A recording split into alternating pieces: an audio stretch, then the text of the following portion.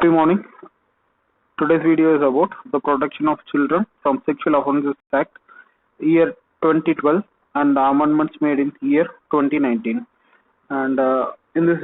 video lecture, we will be discussing regarding the scenario prior to year 2012, and followed by the salient features of this act, and methods to record, methods to report, methods to examine, and in later section we will be discussing regarding the offences and the punishment in detail.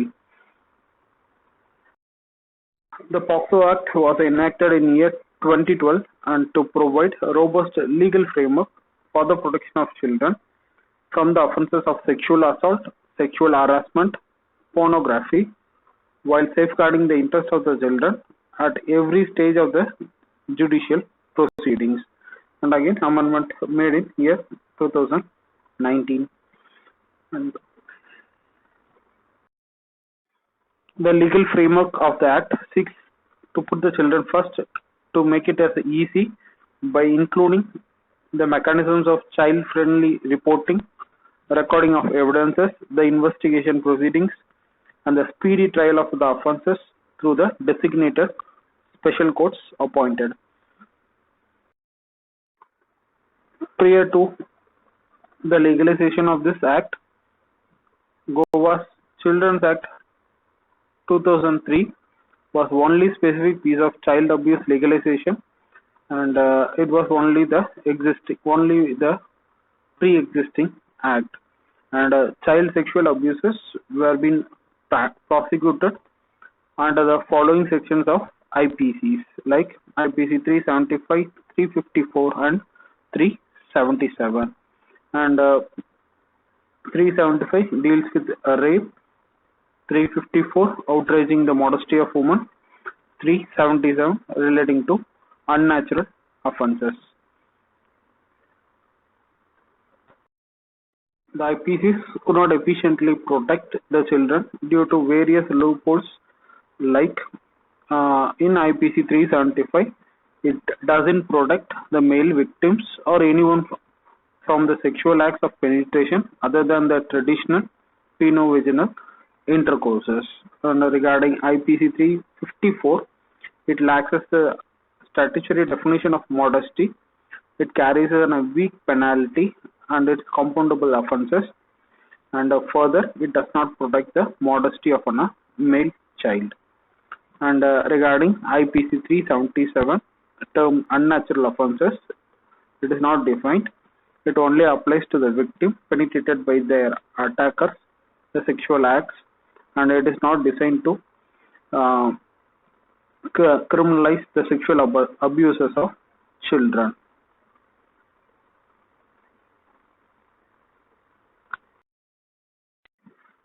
The definitions as per the Act, it defines child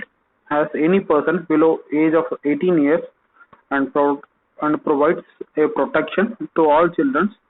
inclusive of both male and female sexes, from any sort of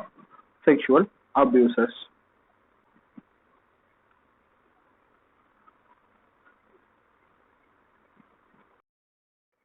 The term aggravated means any offence is being treated as aggravated when shall be committed by a person in a position of trust or an authority of a child, such as a member of a security force, police officer, public servant, and etc.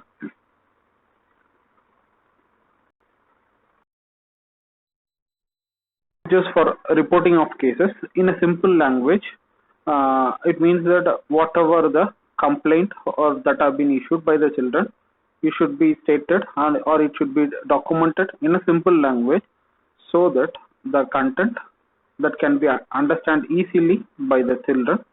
during the course of recording. And regarding the instructions for the special juvenile police unit or a local police unit, when and where a complaint or a report seeking that there been a commission of an offence, they need to provide a care as well as a protection in form of either admitting the children in a shelter room or in a nearest hospital within 24 hours of receiving of this complaint. And and simultaneously again within the time bound within 24 hours they need to report to the child welfare committee also.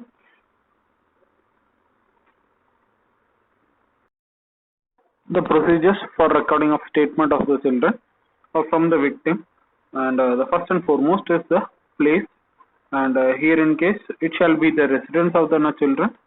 or otherwise a place of his own choice, and here in case it not necessarily being in a police station or otherwise in any sort of an inquiry office, and second, whom shall be present during recording of a statement. It can be a parent or otherwise a guardian or any person whom the child has a sign of trust or a sign of a confidence shall be present during the entire proceedings. And regarding the person who is about to record, preferably being by a woman police officer, and the exact word that has been used in the act is practically, if possible a woman shall record, and her rank should not be below the rank of a sub inspector, and it also the act states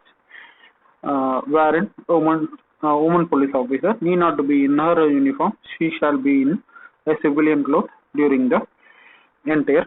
proceedings. And one of the major objective of all these grants during the recording of statement is a child being a recent sufferer or recently been abused by an unorthodox act, and child being may show a sign of fear, and one of the objective here is to provide a child friendly atmosphere so which a child shall say his statement without any fear at any cost.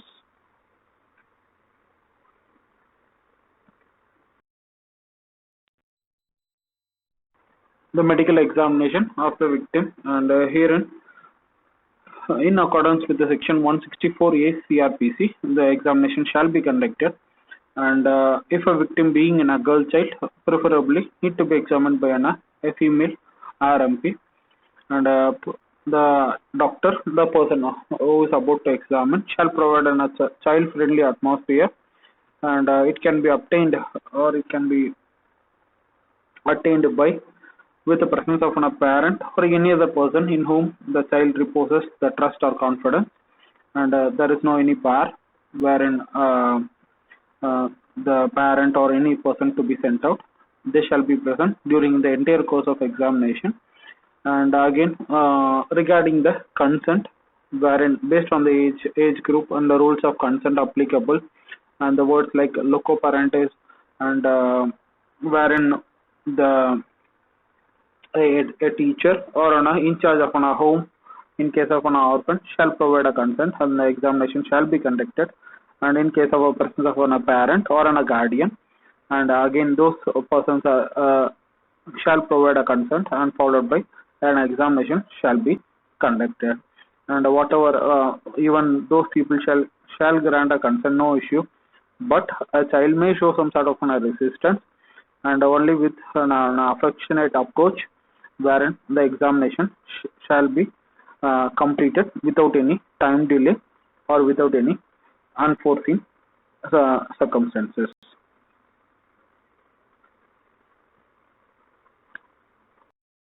And regarding the offences and the punishment as mentioned by in the act, and here in case too lengthy, right, and most of the important points have been highlighted in colored inks,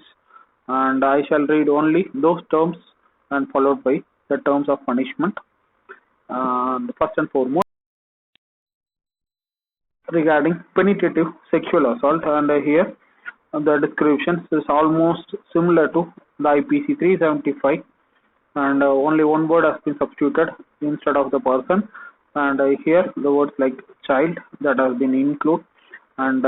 almost the terminologies and the explanation related to those stands the same. And regarding the punishment, and when an offender commits a penetrative sexual assault, and punishment of imprisonment greater than 7 years and which shall be extend for an life and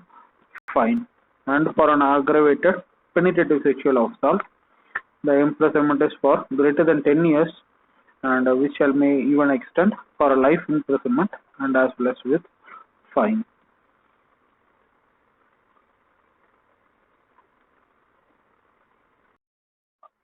Regarding sexual assault, and here in case there been only a physical contact with a sexual intent, but there is no any penetration, and the punishment here in case it is of imprisonment of greater than and 3 to 5 years, and the maximum is of 5 years and associated along with the fine amount. And regarding for an aggravated sexual assault, 5 to 7 years and with fine.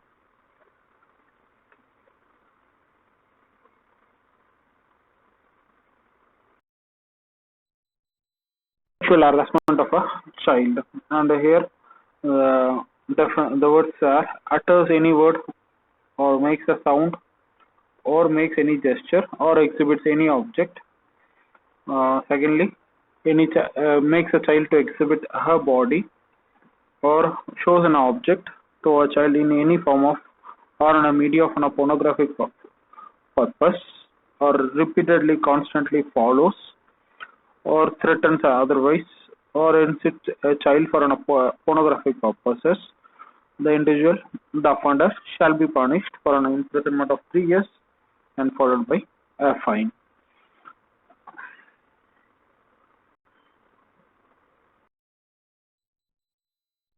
Pornographic purposes and shall be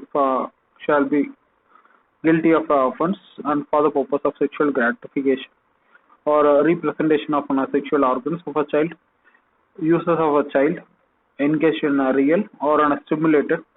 sexual acts with or without penetration, indecent or an obscene representation of a child, shall be punished with imprisonment of 5 years and a fine. And in case of a subsequent or a second conviction, the deemed person shall be punished for 7 years and with a fine. Regarding a false allegation or a false information stated by any other person other than the children, shall be imprisoned for 6 months or with fine or with both. And if in case a false complaint or a false allegation by the child himself or herself, there shall be no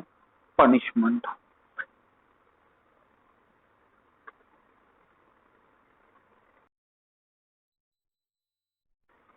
Regarding the amendments by year 2019, and I shall read only the highlighted text that have been in colored inks, and the source page or the where the materials have been obtained shall be provided in a description in form of link. You can access through the source page and you can have an elaborate reading. And towards penetrative sexual assault, and here from the original act that has been passed in year 2012,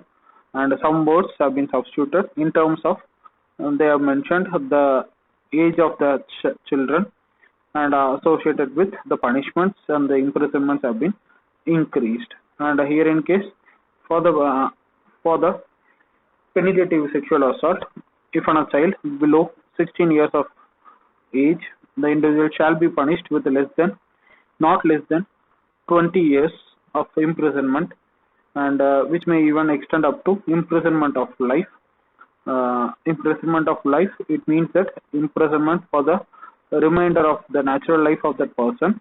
and also liable to pay a fine. And whatever the fine paid by the offender shall be utilized for the reasonable and paid to the victim to meet out the medical expenses and the rehabilitation of such victim. And regarding punishments for aggravated penetrative sexual assault, and the individual shall be punished with rigorous imprisonment and not less than 20 years of term, and even it can extend for imprisonment of life, and according to the nature of the crime that has been committed, and even a death sentence can be even awarded by the special courts. Regarding the punishment for using children for pornographic purposes, and here the offender shall be imprisoned for not less than 5 years and also liable to pay fine, and in case of a second or on a subsequent convictions where imprisonment of term shall not be less than 7 years and within a fine amount.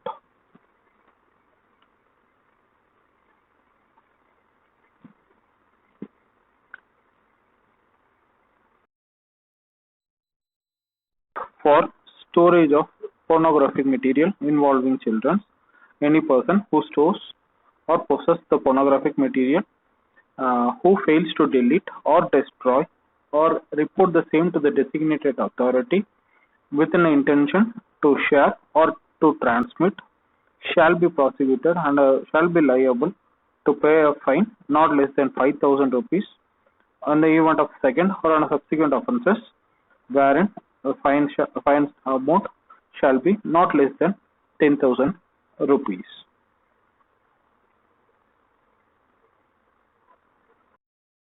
And almost similar to the pornographic materials,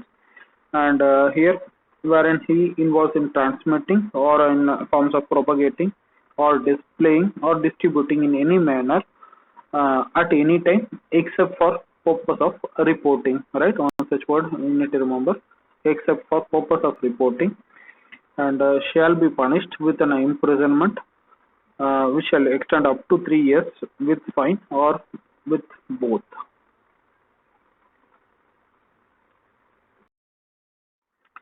And some other salient features of the Act are: for an speedy trial, the evidence of the child has to be recorded within a period of 30 days, and the special courts shall has to complete the entire trial proceedings within a year. And secondly, regarding the burden of proof is being shifted on the accused, keeping in the view of the vulnerable and the innocence of the children, and media has been barred. Media as well as the medical personnel have been barred from disclosing the identity of the child without the permission of special court.